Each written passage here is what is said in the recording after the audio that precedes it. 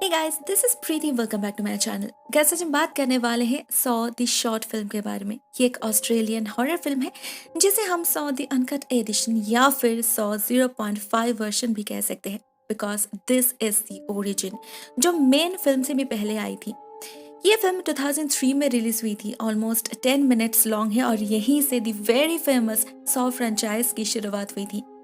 इस फिल्म को IMDb पर रेटिंग मिली है 7.6 आउट ऑफ 10 और 94% गूगल यूजर ने इसे लाइक किया है। गाइस, इस फ्रेंचाइज के बाकी फिल्म्स की तरह इसे भी डायरेक्ट किया है जेम्स वॉन ने। तो चलिए अभी इस कहानी को जान लेते हैं और उसके बाद बात करेंगे इस फिल्म से रिलेटेड कुछ इंटरेस्टिंग फैक्ट्स के बारे में। ये कहानी शुरू होती है एक इंटरोगेशन रूम से, जहां एक पुलिस ऑफिसर एक कन्विक्ट से पूछताछ कर रहे हैं। इस आदमी का नाम है डेविड। इसकी हालत बहुत ही खराब है। उस पर इल्जाम है कि उसने किसी का खून किया है, वो भी काफी भयानक तरीके से।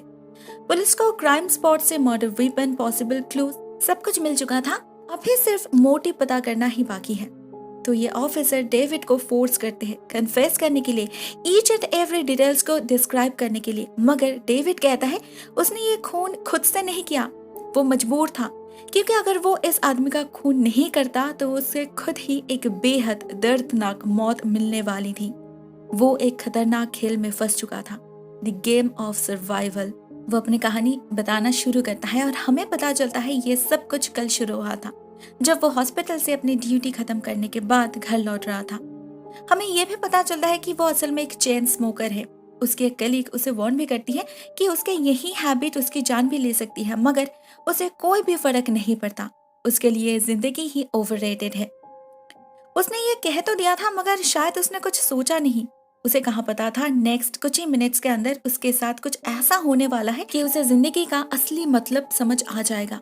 हम देखते हैं वो जब एलिवेटर के पास वेट कर रहा था, उसी वक्त उसे कोई पीछे से टैप करता है और वो जैसे ही पीछे मुड़ता है देखने के लिए, उस पर कोई जोर से वार कर देता है, जिससे डेविड वहीं पर बेहोश होकर गिर जाता है। जब उसकी आंखें खुलती हैं, वो अपने आप को एक आधे अंधेरे कमरे में पाता है। उसके हाथ बंधे हुए थे और उसके माथे पर एक अजीब सा डिवाइस था। उसे बहुत तकलीफ हो रही थी, ना वो हिल पा रहा था, ना वो ठीक से सांस ले पा रहा था। और ये डिवाइस तो जैसे उसके स्किन को चीर कर अंदर तक जा रहा था। उसे कोई भी आइडिया नहीं था वो कैसे यहाँ पर पहुंचा, किसने लाया उसे यहाँ पर, किसने उसकी ऐसी हालत की है, उसके साथ कौन से दुश्मन निभा रहा है वो। डेविड बहुत ही ज्यादा पैनिक करने लग जाता है और तभी उसकी नजर पड़ती है उसके लेफ्ट हैंड साइड पर रखा एक टीवी के ऊपर, जो अपने आप ही स्टार्ट हो चुका था। टीवी स्क्रीन पर एक बहुत ही अजीब सा क्रीपी सा पपेट दिखाई देने लगा था, जिसके पीछे छुपकर उसका टॉर्मेंटर उससे बात कर रहा था। ये पपेट डेविड से कहता है, डेविड, तुम मुझे नहीं जानते, मगर मैं तुम्हें बहुत अच्छी तरीके से जानता हूँ। चलो गेम खेलते हैं। तुम्हारे चेहरे पर ये जो डिवाइस है, ये असल में एक जॉ स्प्लिटर है। अगर तुमने अगले 60 सेकेंड्स यानी कि 1 मिनट के अंदर इसे रिमूव नहीं कर पाए तो ये तुम्हारे माथे को चीर फाड़ कर रख देगा। इसे रोकने का बस एक ही उपाय है, तुम्हें इसके चाबी को ढूंढ निकालना होगा। सिर्फ और सिर्फ उससे ही ये डिवाइस खुल सकता है। ये पपेट डेविड को उस चाबी का लोकेशन भी बता देता है। इसी कमरे में डेविड को एक व्यक्ति की लाश मिलेगी, जिसके पेट के अंदर ये चाबी है। डेविड को उसका पेट काट कर वो चाबी निकालना होगा, और अगर वो ऐसा नहीं कर पाए तो उसके साथ ठीक 1 मिनट बाद क्या होने वाला है, उसका एक छोटा सा डेमोन्स्ट्रेशन भी डेविड को देखने मिलता है, जिससे वो और ज्यादा डर जाता है, पैनिक करने लगता है। अभी ये उसकी चॉइस है, उसे जिंदा रहना है या फिर मरना है। ऑफ कोर्स डेविड को जिंदा रहना था, तो वो अपनी पूरी ताकत लगाकर अपने हाथों को आजाद करता है, मगर वो जैसे ही उस चेयर से उठता है, उस डिवाइस से एक पिन निकलकर गिर जाता है और इस डिवाइस का टाइमर ऑन हो जाता है। डेविड जैसे टेंशन में पागल हो रहा था। वो लाश तो उसे मिल गई थी, मगर असल में ये कोई लाश थी ही नहीं, ये तो एक जिंदा इंसान था जो शायद पैरालाइज्ड था। डेविड के सामने ही उस आदमी का होश लौटता है। वो डेविड को कुछ कह तो नहीं पा रहा था, मगर उसे देखकर वो इशारे में बहुत रिक्वेस्ट करता है उसे ना मारने के लिए। मगर डेविड का समय बीतता जा रहा था, वो रुक नहीं सकता था।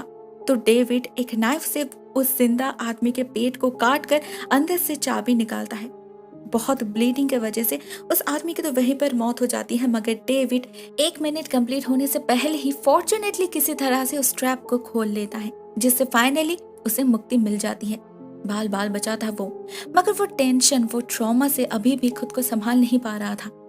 तभी दरवाजे से उसे वही पपेट अंदर आते हुए दिखता है, एक ट्राईसाइकिल पर। वो डेविड को कॉन्ग्रेचुलेट करता है जिंदा रहने के लिए।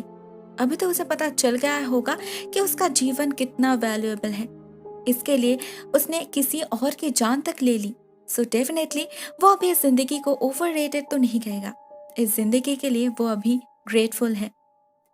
इस फिल्म की एंडिंग भी इसी इंटरोगेशन रूम में ही होती है, जहां वो ऑफिसर डेविड से वही सवाल पूछता है, क्या वो इस जिंदगी के लिए अभी ग्रेटफुल है। डेविड कुछ कहने के हालत में ही नहीं था, वो तो सिर्फ रोता ही जा रहा था, मगर हम व्यूअर्स अच्छे से गेस कर सकते थे वो कितना ज्यादा ग्रेटफुल है। दोस्तों, ये कहानी यहीं पर एंड हो जाती है, मगर ये तो सिर्फ शुरुआत थी। 100 फ्रेंचाइज के दीवानों को तो ये कहने की जरूरत ही नहीं है इस शॉर्ट फिल्म का असर हॉरर थ्रिलर जॉनरा में क्या पड़ा। ये पपेट कौन है, इसके पीछे का असली टॉर्मेंटर कौन है, और ये कैसा गेम है, इन सभी सवालों का जवाब हमें इस फिल्म में तो नहीं मिलता, मगर इसी सवालों के आधार पर बाकी के फिल्म्स को बनाए गए हैं। ये तो एक छोटा पैकेट बड़ा धमाका था जिसे जेम्स वान और ली वानल ने मिलकर बनाए थे। ये उनके आने वाले फुल लेंथ फीचर फिल्म्स के लिए एक ट्रेलर जैसा था, और वो फुल लेंथ फिल्म इसके अगले ही साल 2004 में थिएटर में रिलीज हुई थी। और इस शॉर्ट फिल्म उसी फिल्म का एक हिस्सा बन गया, जहां डेविड की जगह एक लड़की अमांडा यंग को मिली। और इसके बाद तो एक के बाद एक 9 फिल्म्स आ गए इस फ्रेंचाइज में, और हर एक फिल्म सुपर डुपर हिट। दोस्तों, ये फिल्म बस एक छोटी सी शोकेसिंग के लिए ही थी, जिसे बहुत ही कम बजट में विद इन 8 डेज शूट किया गया था, मगर इन फ्यूचर इससे जो कहानियां डेवलप्ड हुई है वो मिलियंस में बिकी। आपको पता है, इस फिल्म में ये ट्रैप जो यूज किया गया है वो एक्चुअल में जेम्स के एक इंजीनियर दोस्त ने बनाया था। It was truly functional and dangerous, कभी भी बहुत बड़ा एक्सीडेंट हो सकता था। नेक्स्ट फिल्म में जो ट्रैप यूज किया गया था वो तो कंपैरेटिवली काफी ज्यादा सेफर था। ये फिल्म्स मेनली लोगों के डर के साथ खेलती है, उन्हें इमोशनली साइकोलॉजिकली दर्पाती है। इस फिल्म में जो विलेन है वो लोगों को डायरेक्टली नहीं मारता, बल्कि उन्हें इन डेंजरस गेम्स में फंसाता है, उन्हें टेस्ट करता है। अगर वो बच गए इसका मतलब वो जिंदा रहने के काबिल है, अगर नहीं तो वो मरने वाला है। You have to fight to win, you have to fight to survive.